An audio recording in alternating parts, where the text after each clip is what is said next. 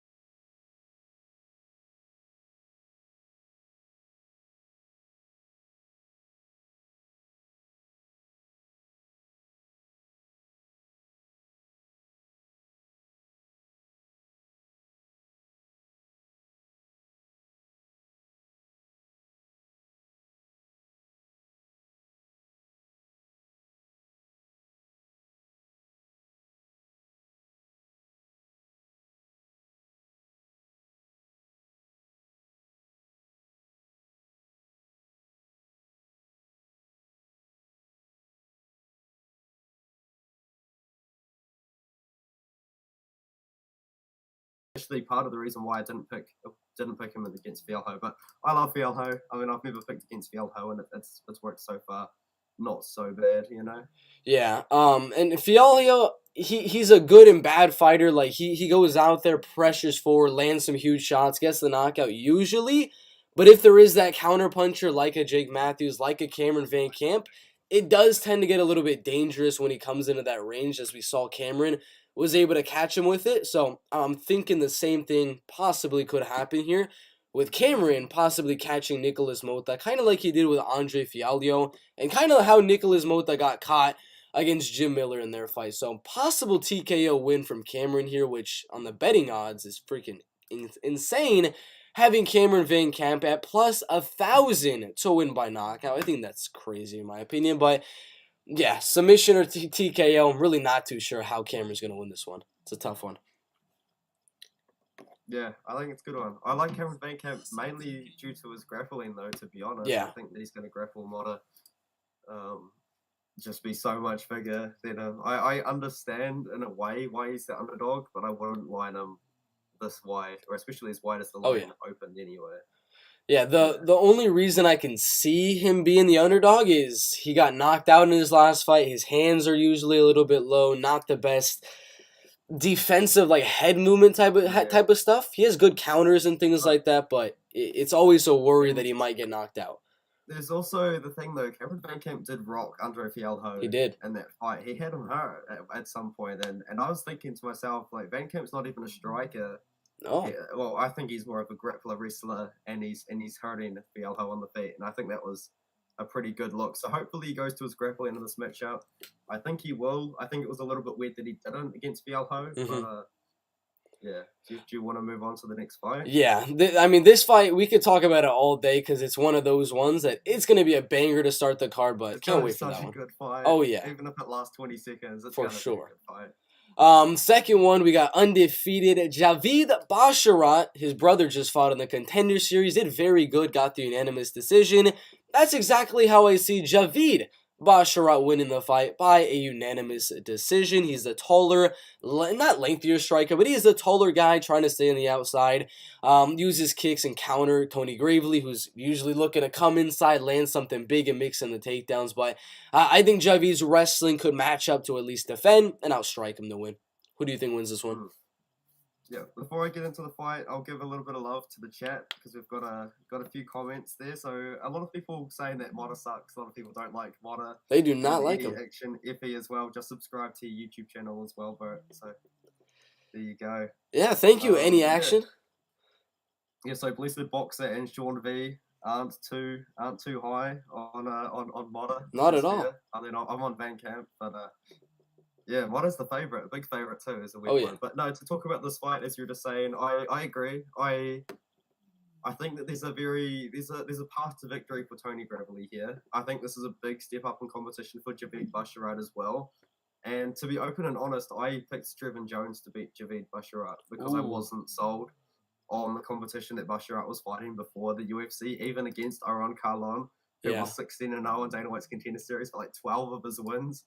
Were over guys making their debut. Yeah. Like that's one of the most padded records of all time, right there. And even then, he beat a guy that was 11-1. It's another padded 11-1 as well. So I wasn't sold, but I think that he showed such a good skill set to beat Trevin Jones in the way that he did, because Trevin Jones is a much greater fighter than his record suggests. Definitely. And, yeah, I agree. I think we're going to see quite a bit of grappling in this matchup here. I think that Basharat is going to be the longer, rangier striker as well. Even in the face-off, Basharat looked a lot bigger.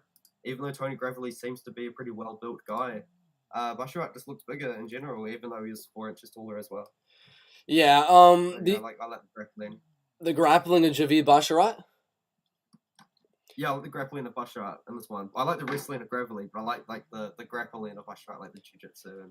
Yeah, that's why, I mean, I've seen people saying do the underdog bet on Tony Gravely. I've seen a few comments out there saying they want Tony to win the fight. The only reason I could say would be they maybe think he's going to control the fight on the ground. But again, like you said, Javid has the jiu-jitsu, the grappling game.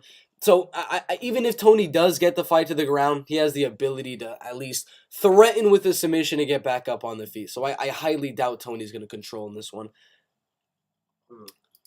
The next one we got is Jillian Robertson and Maria Agapova. Two girls that get a lot of finishes, or they get finished a lot in terms of Maria Agapova, but should be a good fight for as long as it lasts. Yeah, I think I'm picking Jillian Robertson in this matchup. I'm trusting her to take the fight to the ground. And if the fight's on the feet, Agapova's going to win. Yeah. I think if the fight goes to the ground, Robertson's going to win. I do think it's almost as simple as that.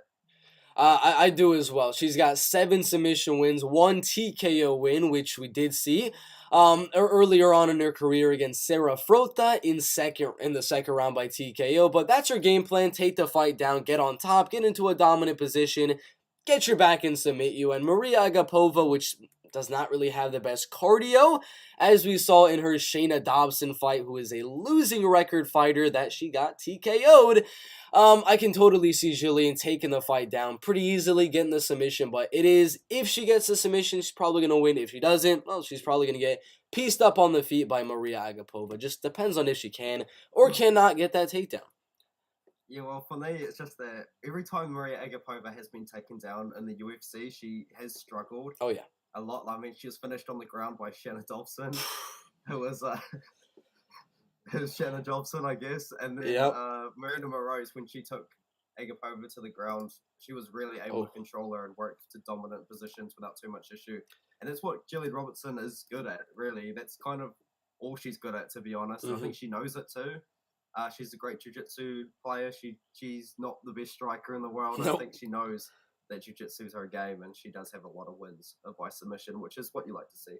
So, are you going for a submission or a decision win here for Robertson? I'm going with Robertson. I think she should submit Agapova. I think she'll have a dominant first round if she gets the fight to the mat, but if she doesn't, then Agapova will win the first. But I think if Robertson gets the fight to the mat, she's going to have a lot of success. I'm going to go for Robertson submission at some point in the fight.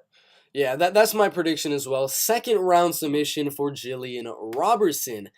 Then we got the undefeated Mexican right here. We have two 12-0 undefeateds on the card. This one, I think, has a great future in the lightweight division.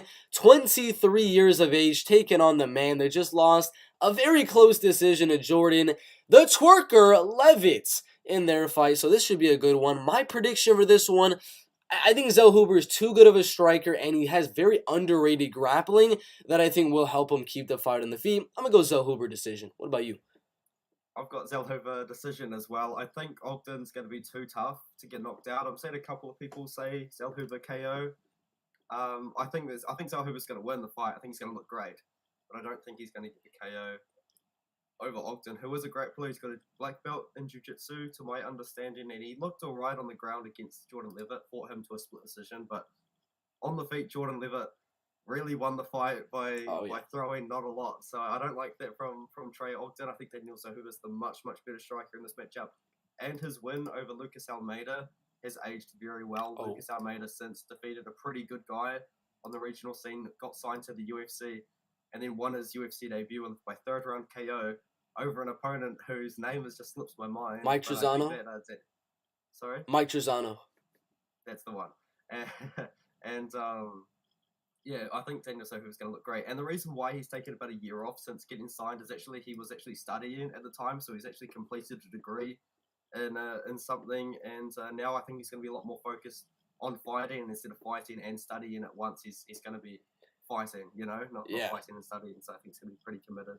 Yeah, that win over Lucas Almeida was just 3 rounds of complete action and amazing striking between the two. And we've seen, like you said, Lucas has done great in the UFC so far, and Daniel was able to outstrike him.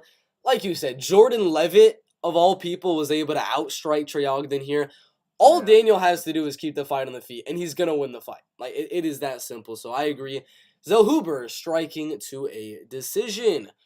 After throw out something, sorry, Bert. Daniel Zell Hoover's pretty tough himself. Like he fought through a very difficult round on Dana White's Contender Series against Lucas Almeida. And do you want to go to the chat for a second? Yeah, we'll look at the chat really quick. Get to the next one. Let's see. Agapova is way bigger than Jillian Robertson, someone says. She is taller, she's bigger. And Iffy mentioned how she can fight emotional, which is true. That is true. I forgot to mention there was a lot of beef between Agapova and Moroz before that. And I thought that they were going to market that a lot more than they did, but they didn't. But Moroz and Agapova hated each other before they fought each other. Yeah, he's saying Robertson is no match on the feet. It's the same thing the other way around. Robertson, I mean, Agapova is no match for Robertson on the ground. The same thing can be said both ways there. Yeah, I think that it's exactly how you can break down the fight. Robertson's not as good as a striker as Agapova. No. And Agapova's not as good of a grappler as Robertson. And I think I'm pretty happy to side with the grappler in this matchup here. Yeah, I would agree. If Ogden can't out-wrestle this kid for 15 minutes, he's going to get lit up. Well, he's going to get lit up. Yeah, That's exactly what's going to happen. I don't think he gets finished, but I think he gets beaten on the feet for sure. Yeah. He's got 0 knockout losses, so I doubt he's going to get knocked out here. Then we got the women's strawweights, one of them almost undefeated on a very good win streak, going on to the UFC on short notice after just barely winning on the Contender Series maybe 2 weeks, 3 weeks ago, less than a month ago at least. 22 years old versus 26 and a half. I'm going to side with the underdog a little bit. I think she hits a little bit harder. She's better at pressuring her opponents, and she makes it a little bit of a dogfight here. Loma's the far more technical striker, the better striker, I would say, but I think the dogness of Denise Gomez, the pressure of Denise Gomez will edge her out 2 rounds here. It's a good one, though. All right, I disagree. I've got the favourite in this matchup. I think I've got quite a few favourites, and now that I think about it. But I got Loma Lookboonmee in this fight. I like Denise Gomez. I picked Denise Gomez to win her fight against Ryan Amanda. In fact, I was so confident in Denise Gomez to defeat Ryan Amanda that I actually picked her to win by TKO at some point in the fight. And Ryan Amanda really brought it to Denise Gomez, which I don't really like. I don't consider Ryan Amanda a UFC level opponent, which isn't that great. But she did finish Miliana Dudieva, who was the former UFC fighter prior to that, so I guess you could lean on that. But I agree. I think Denise Gomez is more scrappy, but I think that Loma Lookboonmee is the more technical striker out of the two, and I think the fight will take place on the feet. So that's why I like Loma Lookboonmee. Yeah, it could. I could very well see that. Like, my prediction on Denise Gomez, everyone watching this live stream, am I confident? Heck to the no, dude. Denise could easily go out there and just get outstruck for 3 rounds. Look like a fool in this fight, but I'm banking on her making this rough, making it gritty in the clinch situations with her stupid spinning elbows and back fists that she liked to use. I forgot about that, actually. It was so funny. But it'll be a fun fight. Actually, in that fight was scary, to be honest. She was landing great straight shots, dude. Like great straight shots, and then she would just throw spinning elbows. And she wouldn't throw one; she would throw like 5 or 6 in one round. And her coaches would be like, "Stop throwing spinning elbows; just do it anyway." I think she was throwing spinning kicks as well. At some point, am I correct in saying that? Yeah, spinning kicks to the body. Yeah, a lot of spinning kicks, a lot of spinning elbows though. That slipped over my mind, but yeah, that was kind of annoying to watch as someone who picked Gomez. But Gomez is scary. Okay, she's got a real scary tattoo on her neck as well, which is kind of awesome. But I think she's more scrappy. I think Loma's so much more technical, and I do think she'll win a striking fight in this matchup here. Yeah, either way, I see it going 3 rounds. Denise is really tough. Loma has never been finished. I don't think she has only one fight that was a finish in her entire UFC career. So we're pretty sure this fight's gonna go to a decision. But we're split on the pick. It's a close one in my opinion. I don't think for Artem if it's a close fight for him. But we got Trevin Giles. I do, but I'm picking Loma. You think it's a close fight? Yeah, I think it's gonna be competitive, but I think Loma is gonna outpoint her for 3 rounds. For the next one, we got one. I think we're seeing a knockout in this fight. I don't pick too many knockouts, too many submissions on a lot of my predictions. I like to stay a little bit more conservative here. But Luis Cosey is round 1 knockout or get knocked out in round 2 or round 3. He's just one of those guys, lets it all out on the line early on in the fight, like he did with the, I believe, Hong Kong fighter, Sasha Palatnikov. Let it all in the line round 1, got finished late. Trevin's a good striker, not the best chin as of late, but I think he comes back in the later rounds and gets the win. Yeah, I was looking at the chat real quick, Bert, if you don't mind. Quite a few people commenting. What do you think about Basharat submission at plus 350? Plus 350. My opinion on that is there is definitely going to be a little bit of value on Javid Basharat by submission there. Because Tony Gravely, he's a little bit reckless when he comes in for those takedowns. Just tries to get in there hard and drive for the takedown. If you do that, you go a little bit too hard, get sunken on a nice guillotine with. A guy like Javid Basharat, very likely to get a submission. Well, in the past, though, Gravely fought an opponent, I think it was Simon Oliveira, who pulled guillotine every time Gravely went for a takedown. So maybe Javid's a guillotine artist or a grappling artist. But yeah, I think maybe there's value in that. But Yeah, Simon was pretty good at the guillotine, but I say Javid. Has a lot of guillotine Oh wins. yeah, he has a lot of them. Yeah, but I would not do that submission prop because Javid, in my opinion, for this fight isn't going to be like Simon, where he's going to be cranking on that guillotine. He's going to use the guillotine, get to the cage, and get back up. That's my opinion. In my opinion, if Javid is going to get a submission, it's going to be if he's on top of Gravely and controlling Gravely. I don't know if he'll be able to get a submission from underneath. But then any action, if he is saying that a lot of money is coming on Denise Gomez, Loma went from -270 to -220. So yeah, a bit of money coming in on the underdog there, which I think is fair. That is a pretty wide line. Oh yeah. But yeah, let's talk about Giles versus Cosey. As you were saying though, Cosey round 1 or bust. I believe all 7 of his wins are by KO or submission in the first round. And yeah, he almost finished Platnikov. He gave Platnikov a pretty good fight in the first round, and then it was competitive for the second for a bit, and then Platnikov took over and finished him in the third. I mean, I feel like if you're losing to Sasha Palatnikov, yeah, I know it was over a year and a half ago, but that still kind of is a red flag to me because Sasha Palatnikov went on to have not the most successful UFC career, and then even out of the UFC, he's winning a split decision over a guy that was 8-6, and I think he just lost to a guy that was 11-6. Yeah, and because I like Sasha Palatnikov, I do. And I was actually watching those fights live because I like Sasha Palatnikov, but yeah, he's not a UFC level fighter at the moment, which is a shame because he's actually quite old. I think he's almost 34. But to get back to the fight, I think Trevin Giles should win this one. I mean, he's been knocked out by who? Dricus du Plessis, top 15 middleweight right now, and Michael Morales, undefeated, 14-0 right now, and he's going to be a top 15 welterweight in my opinion at some point. But I think Giles should win this fight. I just think that if he survives the first round against Cosey, if Cosey's the same fighter as he was a year and a half ago, he's going to gas out after the first round, and Giles should be able to take over after that. Yeah, my only concern watching this fight is that the chin of Trevin Giles. I don't really think it's going to be too much of an issue, but coming off of 2 knockouts like that, you never can be too confident with Trevin Giles to win the fight. Plus the fact that Trevin Giles is going out there against a guy that's going to go all out on the line in round number 1. Again, I'm predicting Trevin later on in the fight, but who knows what Luis Cosey was doing in the last a year and 9 months. Maybe he was training specifically for cardio, specifically to survive into the later rounds here. So it really kind of comes down to how much Luis Cosey has been training for this fight and been training in his year and 9 months off for Trevin Giles, but I just can't see him doing good in the later rounds. He might win round 1 at least, but the later on the fight goes, the more likely I see him getting knocked out. So Trevin Giles by a knockout. I've got Giles as well, but quite a few people talking in the chat. So Fili Sniper said Robertson and Agapova actually used to train together a lot, which might favour Robertson because, as Effie did say, Agapova does fight very emotional. She had a lot of beef with Marina Moroz went into that fight, and she kind of seems to be potentially a troublesome person, or a person that fights with a lot of emotion. So maybe Robertson, being more calm fighter in the cage, could be on that. And then the MMA Jesus has popped in someone impersonating the legend MMA Guru.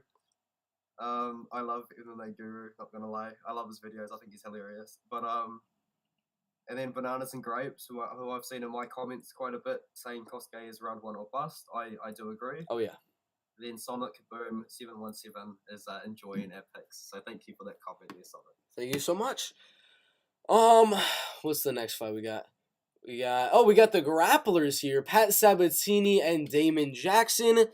I'm a little conflicted on how the fight's gonna go. I'm pretty sure who's gonna win in Pat Sabatini, but I don't know if he's gonna go out there with a striking game plan, looking to land some big shots like Dan Argueta was able to do in their fight, or if he's just gonna go for the takedown and control Damon Jackson for 3 rounds. But either way, I'm gonna go Pat Sabatini by decision. I've got Pat Sabatini as well, Bert. Yeah, I think this is a good fight. Damon Jackson didn't win his last fight as dominantly as I expected him to. I know it's Dan Argueta who was undefeated, but Dan Argueta fights at bantamweight, and he took that fight on, I would say, less than a week's notice from memory. And I really did think that Damon Jackson was going to look good. A win over Kamwala Kirk is a great win, in my opinion. I think Kamwala Kirk is pretty underrated, and I did pick Jackson to win that fight. Then Charles Rosa, that win hasn't aged that well, to be fair. But Pat Sabatini, I think, is going to be a top 15 guy at some point in his career. He's almost 32 years old, so if he wants to make it run at 145, he's got to do it right now. But he's staying active. He's going to be fighting 4 times.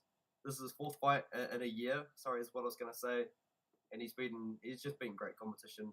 Aside from TJ Laramie, I guess you could say, but I think Pat Sabatini should win. I think he's got a wrestling advantage here. Grappling's pretty even, but I think Pat Sabatini should just win. In my opinion, that's kind of where I'm going there. Do you see it just being 3 rounds of like Arman Saryukian, Mateusz Gamrot scrambles and jiu-jitsu and things like that, or do you see this having a little bit of striking where they're just neither guy's landing the takedown, neither guy's really attempting the takedown, and they just decide to strike like an Usman Covington type of situation? This is a tough one. I don't think we see striking though. I'm gonna say we see grappling from both guys. Yeah, I would agree. I think we'll see instances of Pat trying to strike a little bit, trying to frustrate Damon Jackson, but that's only just going to be to close the distance and land the takedown. Should be a good grappling fight, but Pat definitely has the edge in most wrestling, most grappling, submission skills, and things like that, in my opinion. So I think he wins. Yeah, I'd agree. I think it's a tough fight to get a read on, though, or at least for me, anyway. Maybe I'm just too stupid to figure it out, but I think it's a tough fight to get a read on. I think it could potentially go either way. I'm going with Sabatini, though. The chat is talking. MMA Jesus says that Agapova has a knee injury that she's going to get surgery on after the fight, and she's claiming that she's had a good fight camp anyway. Bet all the money on Robertson. I'm just kidding. I don't know how I feel about betting that fight, but I am on Robertson's submission. I don't mind that. Jewel Pines is wondering who's got Trey Ogden. So if anyone in the chat has Ogden, let us know. We both have Zal Hoover. Sonic Bobius, Aspen Lad, Mr. Wade again. Sean V says that Sabatini's never faced anyone who has come at with him with relentless pressure. But is Damon Jackson gonna try to do that in this fight? I don't think so. It's a fair point. Like from memory, didn't Sabatini got knocked down by Jamal Emmers, didn't he? And then Jamal Emmers went for a heel hook, and that's how Pat Sabatini won. He went for a toe hold. Toe hold, that's the one. And then Sabatini won by heel hook. Yeah, the announcers were like, the toe hold is the most useless submission. Nobody's gonna tap from it. While Pat's just cranking on his ankle. And then, especially against Sabatini as well, who was the better grappler out of the two. I don't know what Jamal was doing. I remember that fight quite distinctively, actually, watching it live, because I picked Jamal Emmers on my YouTube I did too. channel. And then I accidentally picked Sabatini on my Instagram, and my Instagram is where like all of my official picks come from. And I was thinking to myself, oh man, Jamal Emmers is gonna win, and then Sabatini taps him out. And I was pretty happy with that, not gonna lie. But yeah, just a little funny backstory, I guess. Let's move on to the next fight. You got Hernandez versus Barriault. Who have you got on that one? Hernandez Barriault, it's a close one. Striking wise, I think I would give the advantage to Marc-Andre Barriault, kind of the Sean Strickland but Canadian version. Likes to come forward, just very, very pressure and volume with his punches. A few kicks mixed in there, but mainly a Sean Strickland but Canadian. Anthony Hernandez, grappler, not the best striking, but he can definitely, I would say, compete with Andre Barriault in this fight. But I think Anthony Hernandez will be able to mix in some takedowns here, control Marc-Andre Barriault, and I'm going to actually go late submission for Anthony Hernandez. I think I can definitely see this going to a decision, but I have a feeling Fluffy's going to get the back like he did with Josh Frem, get on top, and there's going to be a split moment in a scramble where I think he'll find a submission there, but I can see a decision. I like this fight because both guys bring the same sort of game. Both guys pressure their opponents, wear on them, have great cardio. Oh, yeah. And can kind of work towards the end. Like, I mean, but from the pace that I saw Anthony Hernandez put on Josh Fremd, that was absolutely insane. That guy had a crazy first round where he put on a crazy pace with his grappling, with his wrestling. And then he did it in the second round, and then he did it in the third round. So Hernandez cardio is not something that I question whatsoever. Yeah. I don't question Marc-Andre Barriault's cardio either. Both guys are pressure fighters, but I would say in different ways, if that makes sense. And both guys, I think, will be there for all 3 rounds. But I like the grappling, I like the wrestling from Anthony Hernandez here. I don't see a finish. I think we see Hernandez kind of wrestle and also grapple Marc-Andre Barriault to a decision win. But I've seen a few people picking Barriault as well. I don't mind that pick too much. But yeah, I'm going to go with Hernandez, but I'm going with a decision in this one here. Yeah, for me, I was originally leaning decision, but I'm kind of going back and forth on submission or decision. So depending on what bookie you are, if you're like us and you're picking Anthony Hernandez to win, I would say the best move would be a double chance submission or decision prop, because I can totally see it going all the way, and I can definitely see Anthony just getting a random submission out of nowhere. But it's very possible the fight goes all the way. Yeah, I know Barriault recently got knocked out by Chidi and Odievani, but I don't think we see Hernandez knock out Barriault on the feet. Yeah, if Hernandez rocks Marc-Andre Barriault, I see him kind of transitioning to a submission. He's not going to keep on ground and pounding like a Chidi and Odievani. All right, I'm going to ask you a question, Bert. Mm-hmm. Do you eat Lunchables and Mighty Kids meals for lunch at school? Oh, I've seen this comment so many times. I do not. I do not. I bring a I don't even know what they are. I'm from New Zealand. It must be an American thing, maybe. It's just a box of like bologna, little pieces of meat, cheese, and whatever stuff else is in there. Not a very healthy meal, but sounds kind of awesome though. Yeah, it's what 5-year-olds eat for lunch. I'm 20. I would eat that. I think that's awesome. Yeah, but to answer your question, I literally just bring a bag of turkey, a green apple, and a chocolate milk. That is the lunch for Bert MMA. That's a pretty good lunch. Indeed. That's a good lunch. All right, my lunches aren't that healthy at work, but we won't talk about that. Let's talk about Tanner Boser versus Rodrigo Nascimento.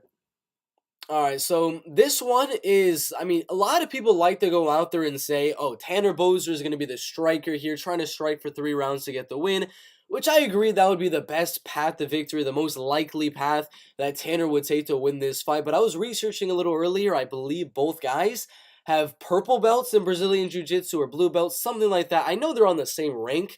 But again, there are, even if a fighter is the same rank as the other guy, there is different levels to that same rank, and Rodrigo still will have the grappling and wrestling advantage as well as the size advantage, weighing in about 32 pounds heavier than Tanner Boser.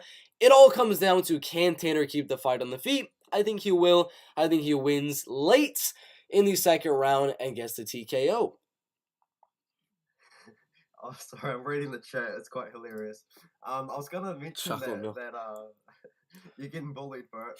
I was gonna mention that weight because he weighed in at 229 pounds, which is on the lighter side for a heavyweight. It's not too light, but it is lighter.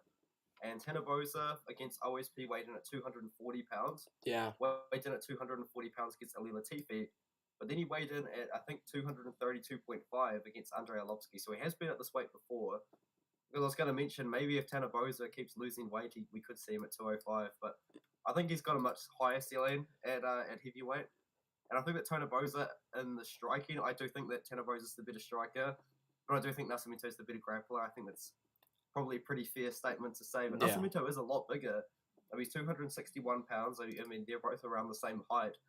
But yeah, Nascimento with that big size advantage, he's potentially on the source. He got popped for the source in the Amadovsky. But then he actually fought it against USADA, and it got overturned in some way. So that should be a win on his record. I don't know what Tapology's doing there, but yeah, he got popped for something. I don't think it was too major, and then he actually fought against it. So maybe he's clean, and maybe it was a misunderstanding. But I've got Tanner Boser in this matchup. I think he wins a decision. A decision here, interesting. I think Rodrigo's kind of gonna be like Marcos Rogerio de Lima with Blago Ivanov, where he's gonna go relentlessly hard in round number 1, because I think Rodrigo knows he needs the fight to get to the mat to win here. And if he can't in round number 1, or even if he can, he's going to be pretty tired in the later rounds. So I can see a decision as well. It just matters, does Tanner's power go away with the size decrease? Which I don't know. We'll have to see on Saturday. But I'm going to go Tanner Boser to win by TKO. Tanner Boser as well. All right, so it looks like... Oh, we're going on to the GOAT. All right. So we've got the greatest UFC fighter of all time, Alan Amadovsky versus Joseph Pifer. But to hold everyone's excitement for this fight, I do want to talk about the chat. Bert, do you eat Vegemite sandwiches? I don't know what a Vegemite sandwich is. No. Have you ever heard of something called Vegemite before? Vegemite? I don't know what that is, guys. Have you heard of Marmite before? Marmite. Oh, Marmite. like Paddy the Body, my mate lad, hey lad, like that. Maybe. I don't know. Maybe. I don't know what that Okay, means. so Chat. maybe What is it's that? not a thing in America. It's a thing in New Zealand and Australia. What is a Vegemite? It's a MMA thing. Jesus. You don't know what Vegemite is, bro. I have zero clue.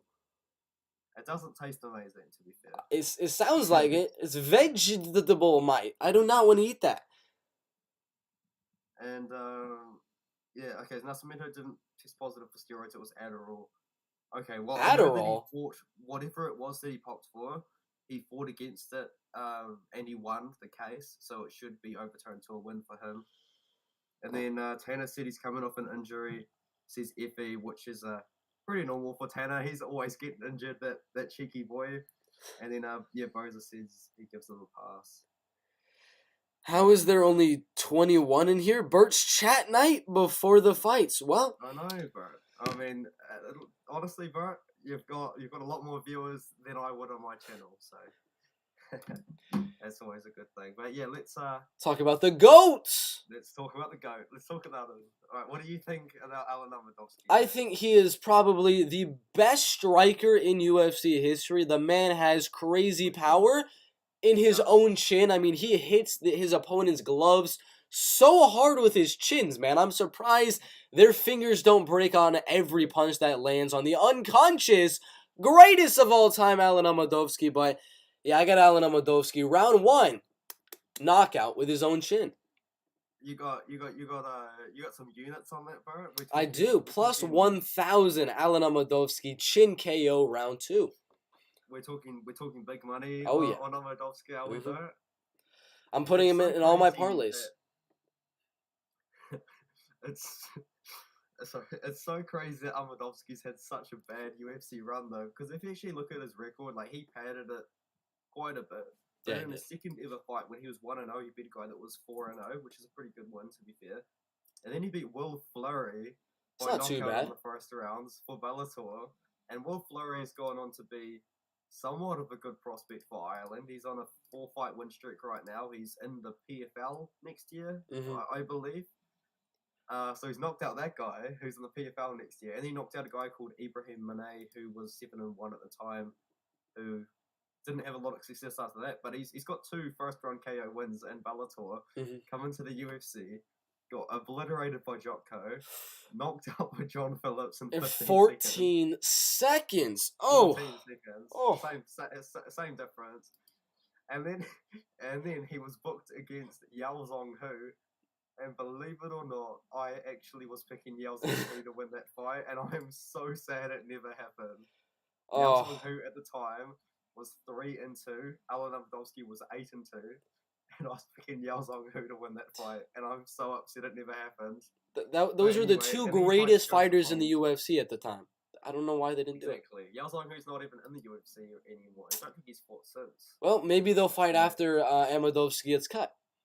Maybe. Yao Zhong Hu had such a random career. He debuted at heavyweight, and then he fought at light heavyweight, and then he fought Petrosky at 185. But I guess that's another conversation.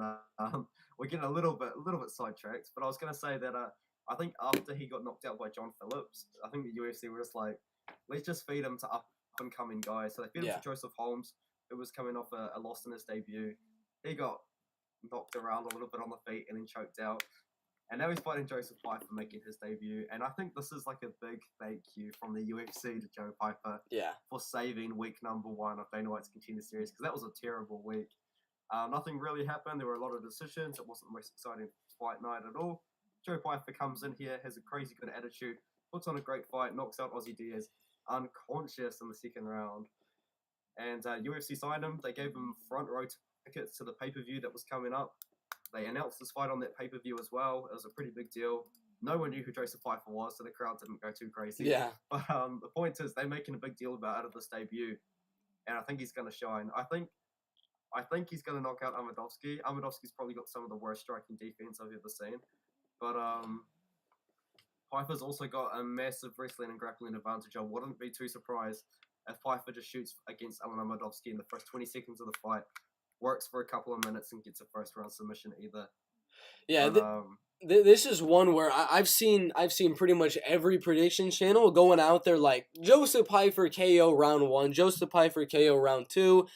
They're completely forgetting that Joseph took down Ozzy Diaz round number 1, got on top, almost had an arm triangle, cinched in, and Ozzy obviously got out of it. But Alan Amadovsky, he got submitted by Joseph Holmes in his last fight. I think if Pifer gets the back, he could get a submission here. But predictions a KO for Joseph. Do not be surprised if he makes this a grappling match. Ground and pounds, gets the back, and gets a submission. It's possible. And I'll also bring up the weigh-ins as well. Amadovsky initially missed weight. Yeah, he did. Weighed in at 155.5, I believe. But he initially missed weight, which is so strange because Amadovsky is so much smaller than Pifer. And Amadovsky just in general kind of looks like if he really committed, he could potentially make 170. But yeah, I think Pifer should win by KO. And this one here is my pick, but I would not be too surprised if he goes for a takedown and gets a submission either. So yeah, I think Pifer wins. The chat is going off right now though. What are they saying right now? Bananas and Grapes is Pifer in under 1.5. I don't mind it. It's not bad. And then Home Run Derby's asking if Pifer's any good. He is, yes. He is a good fighter. He's only 26 years old, and he probably does have a pretty high ceiling, but with his skill set right now, he wouldn't beat this Adesanya. No, obviously. But, I think he's a good prospect to maybe keep your eye on. His only losses are early on into his career against Genovan Party, who I believe fought on Dana White. Bad. My regional MMA knowledge. That is almost correct. He fought on Contender Series once against Jamie Pickett. And he fought Punahele Soriano and Ryan Spann. Yeah. This guy fought all the prospects. Joseph Holmes, Jamie Pickett, not really a prospect in the UFC. Punahele Soriano, Ryan Spann. Damn, he fought everyone. Yeah. But yeah, I think we got very sidetracked there. But yeah, with all that being said though, Joseph Pifer probably has almost every advantage there is to have. But I think Alan Amadovsky should absolutely obliterate him. Of course. As a big underdog, in my opinion. So I've put some serious dough on Amadovsky. I don't. I got Pifer KO, but I would not be surprised at a submission whatsoever. Let's see. They're putting sheep in the chat for some reason. I don't know why. Also, Pifer's done an interview saying he's going to go for the knockouts. Is Bruno Alves? Oh. Okay, I don't mind that at all. I mean, Amadovsky has not the greatest striking defense. Not at all. I mean, against John Phillips from memory, I think he just kind of had his hands so low and he was throwing combinations and he was just kind of bringing his hands back down. And that's why John Phillips knocked him out. And that's John Phillips, you know, and the same story with Joseph Holmes. Yeah, Joseph Holmes, he's not that good of a fighter. Again, he lost to Jamie Pickett in the UFC by decision. He outstruck Alan Amadovsky, took him down. And I'm going to be honest, Joseph is a better striker than Jamie Pickett, has more power. And if he can knock down Alan Amadovsky, then Joseph should be able to as well.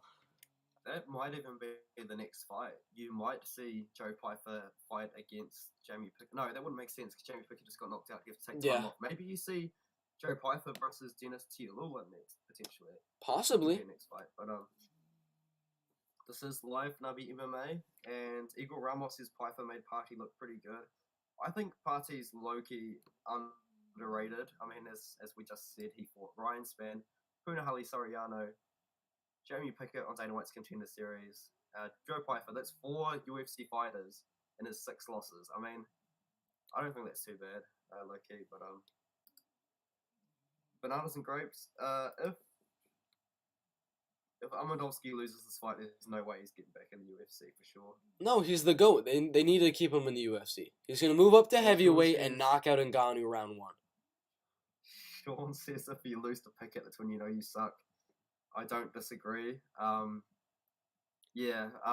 really put off Joseph Holmes. I was so hyped on Joseph Holmes as a prospect, and then he lost to Jamie Pickett, and now I don't. That ruined it. He doesn't really get too much thought from me anymore, but I was so hyped for Jamie Pickett for Joseph Holmes as a prospect, and he's really disappointed me there. But Bruno Alves wants to know what our confident picks are. I think that Joe Pifer is very confident for me. and I will also throw in a confident pick of Daniels Hoover. I'd say they're two pretty confident picks for me. For me, you doing the other two? Oh, you want 4 picks? Yeah. Okay, my 4 most confident picks. Okay, this is a little scary. Alright, so we'll go Joe Pifer, my most confident pick on the card, and then we'll go Daniel Hoover, and then I'll go Trevin Giles. That's really iffy though. And then I'll also go. Oh, this card. I'm never too confident in a lot of fights, but believe it or not, I'm gonna go with Jillian Robertson as a confident pick. I think she's gonna grapple Agapova. Yeah. I have it almost the exact same. We got Joseph Pifer as my super confident of the week because Allen's the GOAT. Daniel Hoover is my confident pick of the week, and then our number 3 and number 4 most confident are Trevin Giles, kind of like Artem, as well as Pat Sabatini. Jillian Robertson's a few spots below that, but can definitely see that's Jillian fair. up there. And Women's MMA, by the way, I suck at predicting Women's MMA. I just do. I can never really get it right, but I think Robertson, if she looks to use the grappling, she really should win. But we spent so long talking about Alan Amadovsky. Yeah, we did. Even though he is the greatest of all time, I think it's fair that we've given him so much respect. But I think it's time to move on and talk about Fili versus Algeo. Let's do it. Yeah, it's a good fight. And the first thing I notice out of this one is how Bill Algeo somehow is older than Andre Fili here by about a year and 1 month, even though he barely just joined the UFC. Like 2 years ago. Andre Fili's been in the UFC for quite a while, but it should be a banger 3-round decision. Bill's going to be putting on the pressure, looking to kind of overwhelm Andre Fili in this fight. Maybe mix in some takedowns, in my opinion, as he did against his last fight with Herbert Burns, that just really bad Burns brother that has zero cardio whatsoever, has okay submissions round 1, but just fades after that. But I don't think he's going to dominate Andre on the ground. I think Andre, even though his name is not Ricardo, which is like the only guy that Bill Algeo seems to lose to, I think Andre should outstrike him at range and win a close 29-28 decision. So you've got Andre in this matchup? I do. Because I've got Bill Algeo. So we disagree on another one here. Ooh. So I understand why you can pick Fili, because if you actually look at Bill Algeo's record and his last 2 wins are against guys that have a pretty good first round and then they slow down towards the end. Bill Algeo is not that guy. Bill Algeo is a guy that's going to be there for 3 rounds, and Andre Fili is also a guy that's going to be there for 3 rounds. So against Herbert Burns, he kind of just outlasted him for like 1 round, and then Herbert Burns either tore his knee or literally just gassed out. He just gassed out.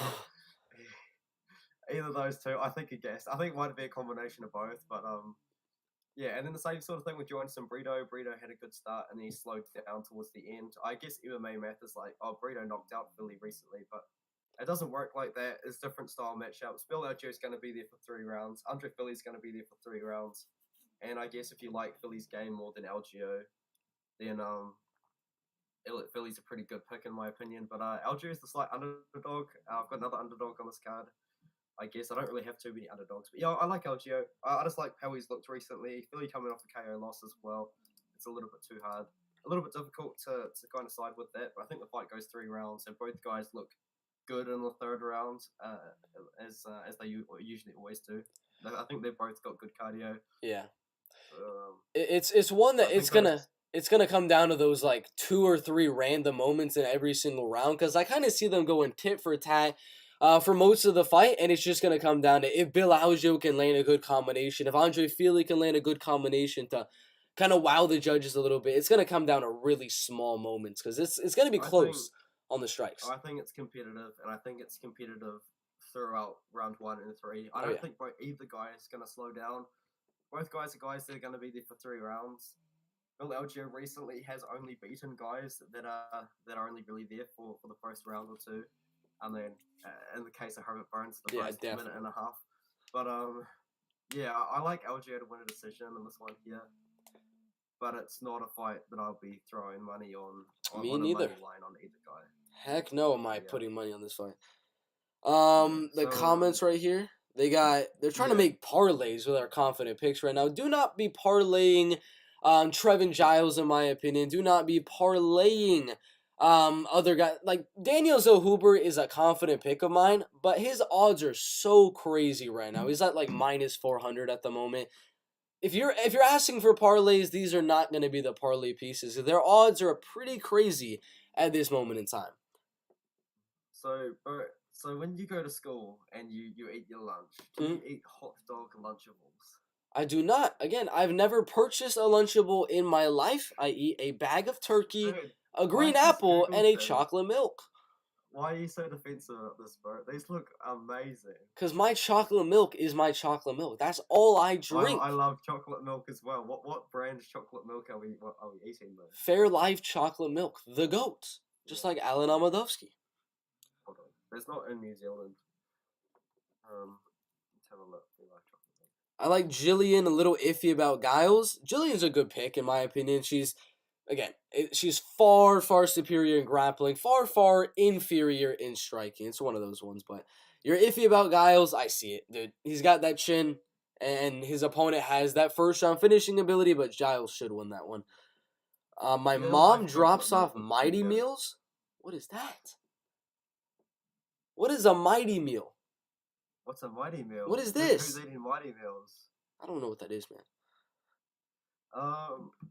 I feel like chocolate milk looks pretty good, Bert, not gonna lie. It does. I actually bought a chocolate milk last night called Lewis Road Creamery. I don't know if it's something you I have never heard of that in my life. get in America. It's literally got real chocolate in it. It's so what happens is the chocolate is in the milk, but it seals at the bottom, so once you bite, you have to give it like a real good shake. It's great stuff, mate. It's brilliant. But yeah, so I've never heard of a Mighty Meal, but honestly, I don't understand why you're so defensive about these Lunchables because they look really good. I do not want to put them in my mouth. I gotta cut 20 pounds for wrestling. I am not eating those Lunchables. Is a Mighty Meal Mighty Kids Meal, a kids meal from. That's why it's defensive about it. Sorry, Bert. I'm gonna have to stop bullying you one stream. The rest you're never gonna have me back. Oh no. No, actually, seriously though, if I was in America, I wouldn't mind eating a Lunchable or two. They look alright. I think the hot dog Lunchables look a lot better than the burger Lunchables though. Probably doesn't taste that way, man. It's a hot dog, just in a box. Pre-packaged as well, with sauce on it. Okay. Now you bring it up, guys. Yeah, I don't know. I don't think it will be that great, but I don't know. I think we're getting distracted. What's the chat saying?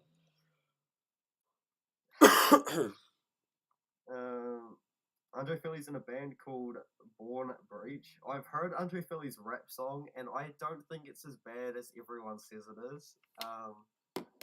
Have you heard it, Bert? Have you heard Andre Fili's rap song? I have not heard Andre Fili do a rap. No, I've never heard that before.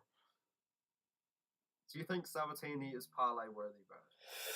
Do I think Pat Sabatini is parlay worthy? I would say not your main parlay, but maybe a side parlay with the confident picks plus Pat Sabatini. Not going to put him in the main parlay because there is that chance Damon could do the Aljamain Sterling strategy, hop on the back and just hold on to there for dear life. But you never know. I think Pat definitely wins. Put him in a small parlay on the side. Not the main parlay, though. Alright, so aside from talking about lunch, let's talk about Chidi and Njokuani versus Gregory Rodrigues. Banger! Sorry, I had to do that. It's a great fight. I love it. This fight's so good. I mean, Chidi Njokuani, he might be a little bit older, 33 and a half years old, but he does not look like the older fighter here. I'm going to be dead honest with you. Gregory Barack Obama Rodrigues, this dude looks like he's been in the United States Oval Office for 8 years. It's insane, but it's going to be a banger. Barack Obama has really good judo skills, good power in his hands, and I think he's going to come forward, put on the pressure, mix in some takedowns, and edge out a close decision. But I can see him getting knocked out. Chidi Njokuani, bang bang, has some power, as the nickname does suggest. Could definitely bang bang the chin of Barack Obama and knock him out just like he did his previous 4 opponents inside and outside of the UFC. So I can't wait for the fight. But I'm going to go Gregory by a close decision. Okay, so Gregory Rodrigues was my initial pick, and I've actually flipped to Chidi Njokuani. but it's a tough one. I like Chidi Njokuani striking a little bit more than Gregory Rodrigues, but from my understanding, Gregory Rodrigues is like a national grappling champion in Brazil, and he just doesn't use it, which is kind of why I'm picking Chidi. I think if the fight's on the feet, I do think Chidi is just the more technical striker out of the two. Gregory's looked amazing on the feet in his fights he really has. I think if Gregory looks to wrestle and grapple Chidi, he could have success, but I think for the most part, it's going to be on the feet, and I think it's going to be a great fight either way. I like Chidi Njokuani in the matchup, though. I do like his striking, and I like his experience as well. He's 22-7. This is his 30th MMA fight. I mean, he's fought for Bellator. He's had mixed success with Bellator, but he's fought great guys on the regional scene. He's fought great guys in Bellator. He's got a win over Andre Fialho. He's just got great wins. He's got a win over John Salter, who I guess is average, but you know, he took the O from Andre Fialho, so I think that's pretty good win. He's got a win over Max Griffin as well early on in his career, but I just like the experience from Chidi. I like the kickboxing from Chidi. So I'm picking Chidi Njokuani. Yeah, I mean, I originally, when I first saw the fight, I had Gregory Rodrigues. Then I was like, dude, Gregory has zero fight IQ. The man is such a good grappler, such a good wrestler. What the heck are you doing striking with Armin Petrosian for 3 rounds? So it's literally, does Gregory go for the takedowns? Does Gregory try to clinch here, try to grind on Chidi, try to go for some judo throws? Or is he just going to bang with bang in this fight? I don't know. It should be an interesting one. I'm leaning Gregory because I have hope that there's some semblance of fight IQ in his mind that he can use here, but you never know. It's Gregory Barack Obama. We just had a comment from Bananas and Grapes, and he's quoted Chidi Njokuani. They gave me a jiu-jitsu guy that fell in love with his hands. I think that's probably exactly how you could describe that. Sums it up. It's like Vince Morales is a wrestler who fell in love with his hands. You know what I mean? Yeah, Justin Gaethje, a really good wrestler that went out there dominating. Michael Chandler, even you could make an argument for that one too. But yeah, I like Chidi Njokuani. I think he's just going to be the better striker out of the two, more experienced as well. Greg Rodrigues was my original pick. If he uses the grappling, I think he does win for sure. But I don't trust him to do that. I think Chidi wins a striking matchup. Yeah. Who is the GOAT in order for you? Charlie Ontiveros, Mike Jackson, and Alan Amadovsky. I'm gonna go Alan Amadovsky is the greatest of all time. It's like, there's no debate, dude. It's Alan. This dude's about to dominate Joe Pifer and knock him out in like 2 seconds. And he's gonna fight Ngannou for the heavyweight title. He's gonna step up like 3 weight classes for the belt. It's that simple. And then we're gonna go Mike Jackson and then Charlie Ontiveros. Charlie... Nah, we're not going to have Charlie on there. But Alan, Mike Jackson, Charlie Ontiveros. The GOATs! I would... Mike Jackson's tough one, though. Because Mike Jackson's got a fight coming up that he might actually be able to win, which is hilarious. But, I'm going to have to go... I mean, Mike Jackson lost to CM Punk, so he can't be the GOAT. But he did beat Dean Barry. He knocked him out, TKO, DQ. He beat Dan Barry. And he's still in the game as well. Yeah. He's still in the game. I'm going to have to go with... I'll go Alan Amadovsky as the GOAT. I'll go Ontiveros number 2. I picked Ontiveros to win his last fight as well, by the way. That was really embarrassing. Against Benitez? I don't know why I'm admitting that. Mowgli? Yeah, I picked into Benitez. I did. No! And I still don't think that's a bad pick because he looked good. Dude, he looked good until he got finished. He actually did. I'm telling you, that was not that bad. He does that every fight, though. He had a huge size advantage. He was landing good shots. Benitez has been KO'd 4 times before at 145. Ontiveros was a massive 155er with no durability. I genuinely picked Ontiveros in the matchup. Yeah. And then, Mike Jackson's going to have to be my third. If Mike Jackson wins his next fight, though, I think he might be the GOAT. Yeah, if Mike Jackson can beat my number 9 pound for pound of all time in Pete Rodrigues, then he's at top of the list for sure. He's fighting he's fighting Pete Rodrigues like in a couple of weeks, right? I thought it was on one of the UFC fight nights in October, but I could be mistaken. I'm not too sure. It is October. It is. in 4 weeks' time. 4 So weeks. yeah, it's the one before we see Makhachev versus Oliveira. Wow, I can't wait for that fight. But yeah, let's talk about the next one. Let's talk about the main event, eh? Yeah, this is going to be, in my opinion, 5 rounds of complete action. Yadong's going to be on the front foot, looking to close that distance, as he is going to be 3 inches taller, 3 inches not as lengthy in terms of the hands, so he's going to have to find some way to enter that distance and land some shots. The power that Yadong Song has in his hands. I mean, he's knocking out Julio Arce, he's knocking out the really chinny Marlon Moraes, who's going over to the PFL. Oh, poor Marlon. Yeah, poor Marlon, man, getting knocked out by everyone. Probably going to get knocked out in the PFL as well. But Probably Yadong... going to get knocked out by Shane Burgos in the PFL. Yeah, probably. Shane is going to do some bad things to Marlon Moraes over there. But, yeah, Yadong Song, he does have that sort of power, but it is, can he get into that distance, close the range of Corey Sandhagen to land with that power? I don't think so. I think Corey's going to use his timing, stay on the outside, and pick apart Yadong Song for 3 rounds and get a nice 49-46 decision. I've got Corey Sandhagen by decision as well. I think that Song Yadong, I think he's a great prospect. He's not even 25 years old, fighting in not a title eliminator, but maybe like a win over Sandhagen. I think one more win will get him a title shot. So he's in like a semi-title eliminator, if that makes sense. Yeah. But in the past, Song Yadong has struggled against guys with great footwork. Like he lost to Kyler Phillips, who is very hard fighter to figure out on the feet. He went a split decision against Casey Kenny, and Casey Kenny gave him some problems, but I do think Song Yadong won that fight. He knocked out Julio Arce, which is all right, and he did knock out Marlon Moraes. But I think that Corey Sandhagen's going to be too tricky on the feet for Song Yadong to figure him out.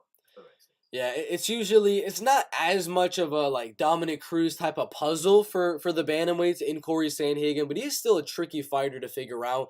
And he usually does tend to get the better of his opponents early on in the fight, like he did with Piotr Jan. But I'm interested to see what rounds Yadong Song can possibly muster out around and win those rounds, because Corey, he does do very good early on, but he was able to lose the fights or the rounds later on against Piotr Jan. So I don't know which rounds Corey's going to win here, but I think he's going to win enough rounds to get the decision. Should be a good one, though.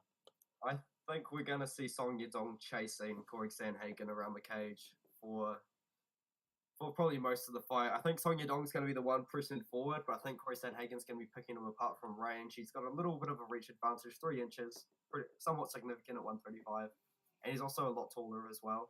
So I think Sandhagen gets himself back in the win column against Song Yadong. I think Song Yadong, amazing prospect. I think that it's great to see such a young guy at the top of the division, especially at 135. But I think we're going to see Sandhagen get back in the win column over Song Yadong this one here. Last question for this fight right here is, do you expect there to be any semblance of jiu-jitsu, grappling, takedowns from either guy? No. But if someone's going to initiate any grappling, I think it will be Song Yadong, if that makes any sense. Which is a weird thing to say, because I don't think he's shot for a takedown in a very long time. But I don't think Sandhagen's going to be shooting if he's winning on the feet, if that makes sense. So I think if Song Yadong's getting behind, and train that team Alpha Male as well, a pretty good gym for wrestlers, especially at the lower weight classes. So maybe we see Song Yadong come out and try and grapple with Corey if he's behind on the scorecards. But yeah, I'm gonna still side with Corey. Yeah, you never know. We could see Yadong Song Magomedov in this fight. You never know what he's been training on. You never know. It's been 6 months too. Yeah. He's 24 years old. He's gonna be making rapid improvements as well. But I think Sandhagen should win a decision. Yeah. All right. Let's look at the comments really quick. Hell yeah, 2 of the smartest guys in the game. Great show. Everyone in the chat, we got about 30 viewers right now. Go subscribe to Art of MMA Analysis. If you don't, I'm going to literally throw Hasbullah at you. Alan Amadovsky is going to come to your house and beat your mom in the face. We're going to do this, man. All right, so subscribe to Art's MMA Analysis. Thank you. So, Bert, if the MMA guru come to attack you, in his wheelchair, how would you defend yourself? I will throw Hasbulla under his wheelchair wheels. He will flip, do a front flip, and he will fall on his face. And because he is just too big, he will not be able to stand back up. Easy win. I'd run away. I don't think that wheelchair guru would be able to move as fast as I could run. But, that is true. If I had to, I mean, I've got a little bit of kickboxing experience. I think I could land a front kick on a it's so messed up to say, on someone sitting down. I think it would be pretty easy to front kick someone. Yeah, and he's going to have no defense. He's going to be rolling with you with his hands down. No striking defense whatsoever. The perfect shot for a Michael Chandler. Front kick to the face. You never know. So, Pacey Sinclair wants you to show me Roberticus MMA news. What is that? That's his channel where he kind of gets clips of me saying it's like those MMA guru meme channels, except of you. But he's getting clips of me saying Chris Barnett's hot and just clipping it together, and me, Chris Barnett is hot, and they just clips it together. Oh, Pacey, I might have given him some good content. Yeah, he's gonna make a few videos after this. I'll pissed you about some pretty funny stuff the chat was talking about, low key. All right. So, did you want to talk? How much longer did you want to go for the stream? Did you want to go for another 5-10 minutes, or? Yeah, we can go till 12:35, 12:40ish, somewhere around there. Or for me, it'd be in around 15 to 10 minutes. Yeah. Okay, so I wouldn't mind talking about Eric Silva versus TJ Brown, which was just announced. If you wanted to. Yeah, let me. A pretty low key fight, not the biggest fight that was announced, but a big fight. And then after that, we can talk about Movsar Evloev versus Bryce Mitchell. Yeah, that's Bryce Mitchell. All right, let me get it pulled up.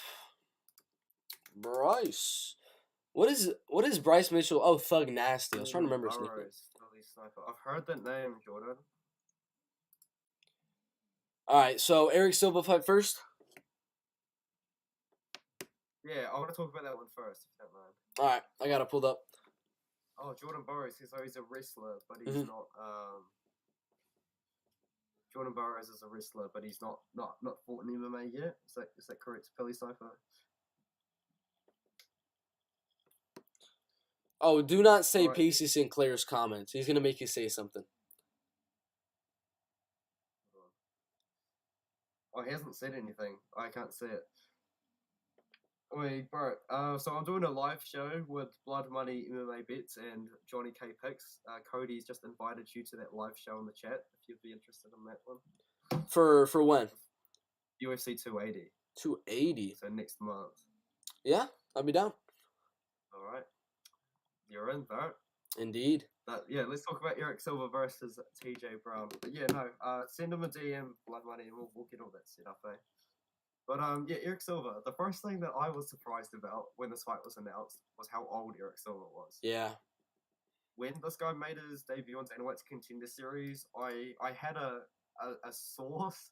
It wasn't super reliable, but the source told me Eric Silva was 34. So in my video, I said Eric Silva's an old prospect.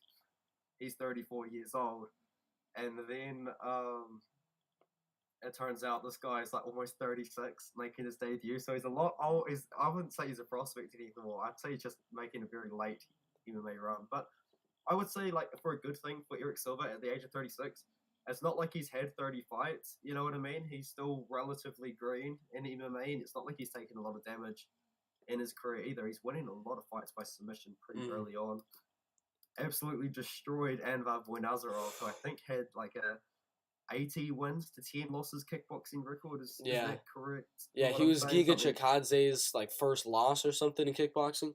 Yeah, he was a Glory. I don't know if he was a Glory world champion. I don't think so. He was a world champion for some sort of promotion in kickboxing. He had fought for Glory before, and I think he had won a couple, lost a couple. But the point is, Anvar Boynazarov, he may have only been 3-0. He had crazy kickboxing background before that matchup, and Eric Silva took him down at the start of the fight and beat him up really badly. I mean, the ground and pound was relentless. It stopped pretty late. Yeah, it's pretty insane.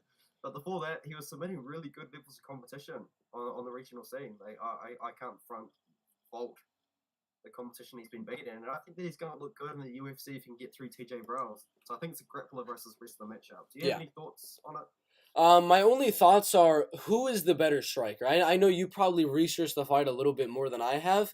My only question here is, if there is the case that TJ is just going to use his wrestling to defend and strike with Eric Silva for 3 rounds, and if Eric is not able to land the takedown on TJ Brown, what is the matchup going to look like then? That's my only thought. Because if it does go to the ground, I think Eric will have the advantage, getting some sort of submission, laying in the ground and pound. But I don't know what's going to happen if it's a striking match.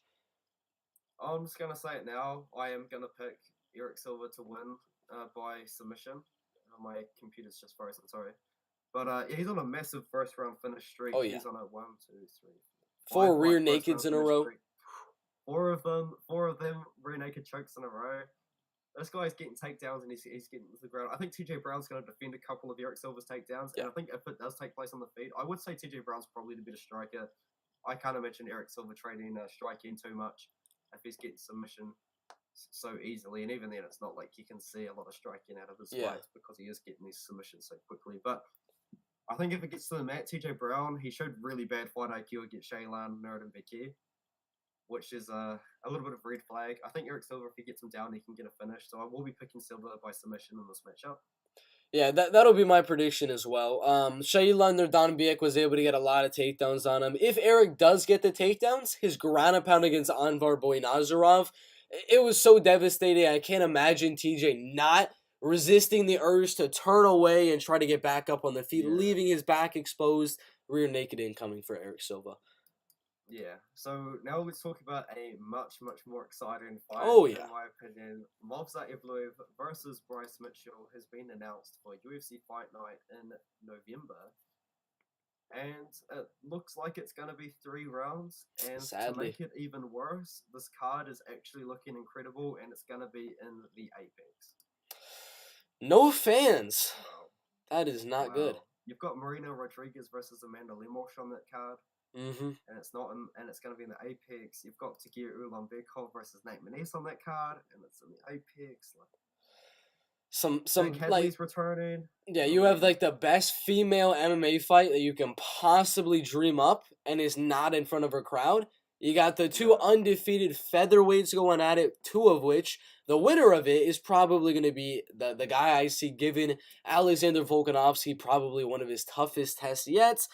But again, I don't know why it's not the main event, and I don't know why it's not in front of fans. I cannot understand the UFC's on this situation. So, Bryce Mitchell versus Movsar Evloev, do you think this is a title eliminator? I don't. In my opinion, it's not. I don't. Because if you look at the rankings right now, number 9 and number 10, the top of the division is kind of like the UFC lightweight division, where none of the guys up there are really willing to let guys from way, way lower in the rankings get a shot, other than maybe a Calvin Kattar. So they're not able to get the shots against those higher ranked guys, so they're going to have to fight each other, and beating each other is not enough to get a title shot in the UFC right now. You got to beat like a Yair Rodrigues, a Brian Ortega, a Max Holloway, one of those guys, which I think they'll get one of those fights, but a win over each other is not going to be enough. I think the winner fights Ortega. I've just moved my microphone way closer to my mouth because I don't want to play around with my studio interface. So let me know if that's too loud, schmack. But yeah, I'm picking up Evloev in the matchup. But as we were just discussing, I don't think it's a title eliminator. I think the winner gets a title elimination bout, and I would say it's probably going to be timing wise and the matchups that are being made right now. I think it's going to be against Brian Ortega, because they're very likely to do Yair Rodrigues versus Josh Emmett, because they just did Calvin Kattar versus Arnold Allen. Thank you. My brain's not working. Yeah, so just matchup wise, if we're talking timing wise, because I think it's very important when you're making matchups in the future. Maybe Brian Ortega is going to be recovered in a few months' time, because this fight's 2 months away. Brian Ortega fought a couple of months ago, so maybe at the very start of next year, or maybe like February, March next year, these guys will be good to go to fight Ortega in a title eliminator, maybe. So, who do you have in the matchup though? Bert? Prediction wise, I did an early prediction a long time ago for this one. I had Bryce Mitchell by a decision. But my predictions changed here. I don't think we're gonna. I think we'll see some takedown attempts. They're both such good guys on the ground. There's gonna be some attempts. There's gonna be some attempts at a submission, some clinch work and things like that from Movzar, from Bryce Mitchell. But for the most part, I see it being a classic wrestler versus wrestler, grappler versus grappler.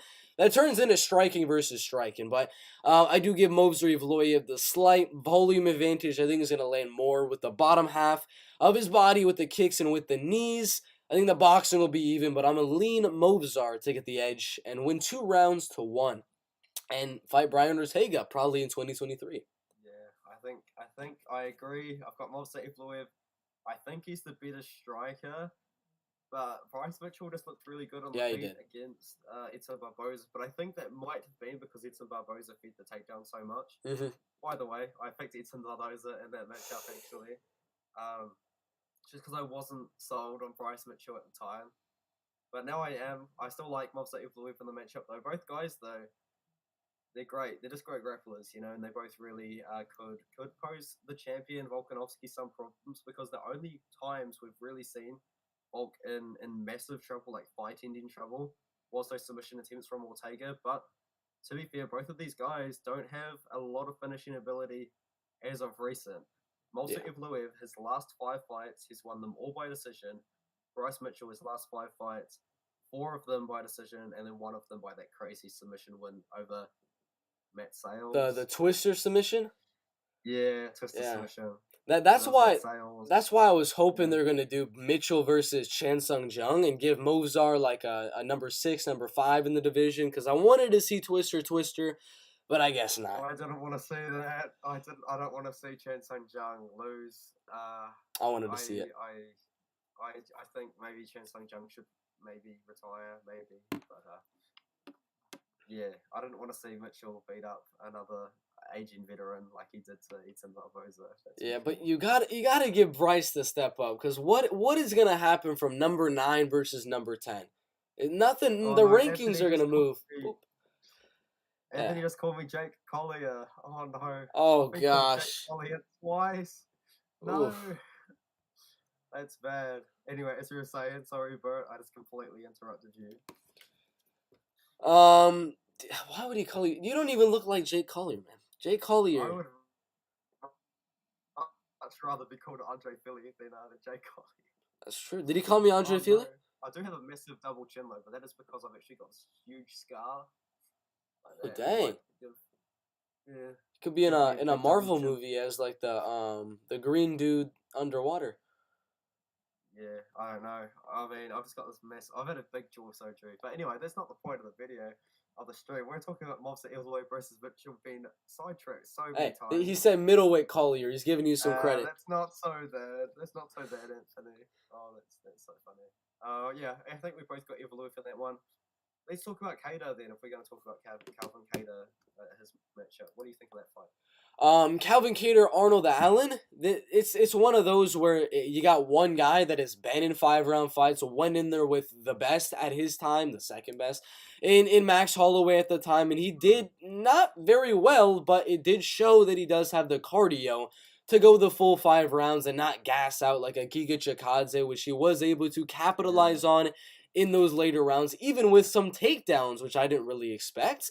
But I kind of see this one being a 5-round striking fight. Early on, Arnold is going to be using his movement, using his head movement on the outside to try to pick apart Calvin Kattar at range. But again, Calvin is a guy that likes to pick apart his opponents, come forward a little bit and land the harder shots. I think Allen will have some decent success early on in the fight, keep it even.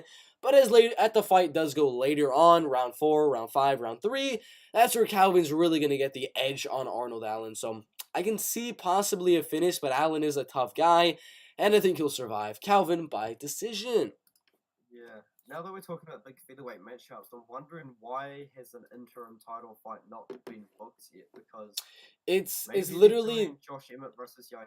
It's literally the lack of Josh wanting to settle for an interim belt. Josh is asking the UFC, give me the title, Yair. Same thing. Though, if Calvin Kattar beats Arnold Allen, or if it's whoever wins this fight is going to be more deserving for a title shot than Josh Emmett. Although Kattar will be on a 1-fight win streak, he beat Josh Emmett. In my opinion, but because Volkanovski literally said, "I don't mind an interim title because he has a broken hand, and he's even looking at 155 as well." So an interim title right now makes so much sense, and they're not booking it. I think it's just Josh Emmett being silly, but I think Josh Emmett, Uriah Faber's Josh Emmett's manager, right? I don't think Uriah Faber. Uriah Faber, yeah, he is doing the best job for him either, because Josh Emmett, after he beat Calvin Kattar, he didn't get any tickets for the pay-per-view card that was coming up, and he thought that Josh Emmett was going to sit front row and they're going to make a big deal about him. Oh, he's going to fight Volkanovski next. And they just put him in the back, which is quite funny. But I'm gonna go with Allen in the matchup. It's tough though. Like, I think a lot of people aren't gonna want to hear it from me, but Dan Hooker landed a couple of good shots against Arnold Allen, and if you do watch the fight again, Dan Hooker looked terrible. He did, but honestly, just before he got finished, Dan Hooker was landing a couple of good shots on Allen. But Allen is going to be the faster fighter in the matchup, in my opinion. I like Arnold Allen. I like the momentum that he's on right now. I like the speed. I know it was Dan Hooker at 145, but it's still Dan Hooker. You know, Dan Hooker still is a great fighter and is very respected and was very respected at the time as well. So yeah, I'm going to go with Allen in this matchup. I don't know if it's a popular pick. 57% on Tapology picking Allen, so I guess it's 50-50, which I think is how the fight should probably end up towards the end of it. Yeah, my only thing, I agree he's probably going to be the faster fighter, but it's just a matter of time, in my opinion. How long is he going to manage to be the faster fighter? And I don't know what he's going to look like. We've never seen him go 5 rounds, so I don't know. We've seen Kattar go 5 rounds 3 times. Yeah. Now, actually, that's a very fair point. We've never seen Allen go 5 rounds, and I don't think we see Allen finish Kattar either. Nope. So yeah, it kind of comes down to what Allen looks like late. If his speed is still there, well, I'm gonna have to go on your pick. I'm gonna go Allen by decision. It all comes down to what is Allen looking like in the rounds that he's never been in. Do you want me to ruin your day, Bert? What are you gonna say? Ruin your day. Look at how good this fight night is, and then look at the venue. What is this? This is an Apex fight?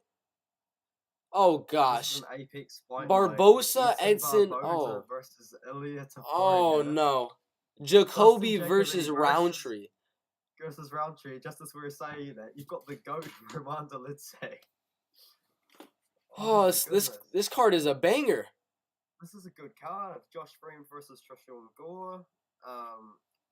Joseph Holmes versus Jun Yong Park. I didn't even know that fight had been booked. Yeah. Wow, that's a good fight. I think Jun Yong Park wins it though. Dang. I mean, every fight, top to bottom, is good. Chase Hooper might get his first KO win. Or does he have any KO wins in this record already? I think he might have like a TKO win, but let me see. He has 4 knockouts. Wow. He's got 4 knockouts. Chase Hooper has 4 knockout wins. I'm forgetting. He got a knockout in his last fight. Forgetting about that. Wow. Oh, he did too. Oh my god. Okay, that tells me how much attention I've paid to Chase Hooper's career. What? I don't remember that at all. Yeah, it was where Felipe Colares won round 1 and then just gassed out, and Hooper just got freaking ground and pound. Was coming up from 135 as well. It was a good fight. It was a good one, yeah. Wow, yeah. I don't remember the finish at all. Wow, that's crazy. I think he might knock out Steve Garcia. That's very possible. Steve Garcia got no chin, man. Nah. I mean, I did pick Maheshate to win by KO. Same. And at the time, it was a pretty unpopular pick. I don't know why. It seems super obvious to me. Maheshate is underrated. At the time, who's the guys that look through people's records and make sure they're legit? Because they've just added wins to Maheshate's record. I don't know who they are, but... Oh, wow, yeah. They've added a lot of fights. At the time, he was 6-1, right? Am I correct? No, he was 8-1 when he fought Steve Garcia. No. But at the time, to our knowledge, he was 6-1. I believe, Really? because I think he was 5-1. Yeah, if you Let want me look it up. Let me look it up. Fight, MMA he was core. 5-1 when he fought Achilles Murata, and now all of a sudden they've just added wins to his record. So the same guy. It's the same guys that got what's his name? That fighter that season it comes in the light. All right, let me see. What's his record? 5-1 on that fight, right? It's not showing. Come on. All right, should show right now. They're not gonna show. They showed in the intro, the fighter intro. Oh, it literally doesn't even show the fighter intro with the record on it. Oh, that's not cool. Maybe the Steve Garcia one. I'm telling you though, his record at the time of at the time was not 7-1. Like they've added wins. No issues on the scale and a region lightweight professional record 12 wins. Hold on. I might have to send you a screenshot, a photo. 8-1, yeah. No, his record didn't change. What? It says 8-1. I'm telling you, I'm not having a bar of this though. Oh my god. No, I swear. Oh man, I'm so done. Well, anyway, it's a banger card. I mean, there's 2 heavyweight fights, one of which has a former champion on it taking on a guy that gasses out in a lot of his fights. You got an undefeated heavyweight taking on the GOAT, Jared Vandeira. The middleweight fights are good. Oh, it's awesome. Waldo's going to get a KO as well. Yeah, I think Waldo should win this one. Yeah. I mean, Jared Vandeira grappled with Alexei Olenek. He went for a takedown. Yeah. Got submitted. And then he decides against Chase Sherman, I'm going to box with this guy. Yep. And what's the one thing that Chase Sherman is good at? Boxing. So he got knocked out with Chase Sherman. Oh, Jared is and here's the thing. What's like the main thing Waldo Cortez Acosta is good at? Boxing. Yeah. So he's going to box up Jared Vandeira. For sure. Right, we've gone over the time limit. I think we might call it there. I think we're getting very off track, but I think it was a good stream, Bert. Indeed. I had quite a bit of fun. Hopefully you did too. I did. We agree on most fights for the Song Yadong versus Corey Sandhagen card, so I think it should be good. All right. Well, thank you guys for checking out the live stream, everyone. Everyone that's still in the chat, as we're about to end it, go subscribe to Artem MMA Analysis. He is with the We Want Picks crew, so go subscribe to them as well when he does his Dana White's Contender Series predictions. Sorry, I didn't catch that one. Oh, I was just saying I do vibe with them, so thanks for that one, bro. Yeah. I make videos.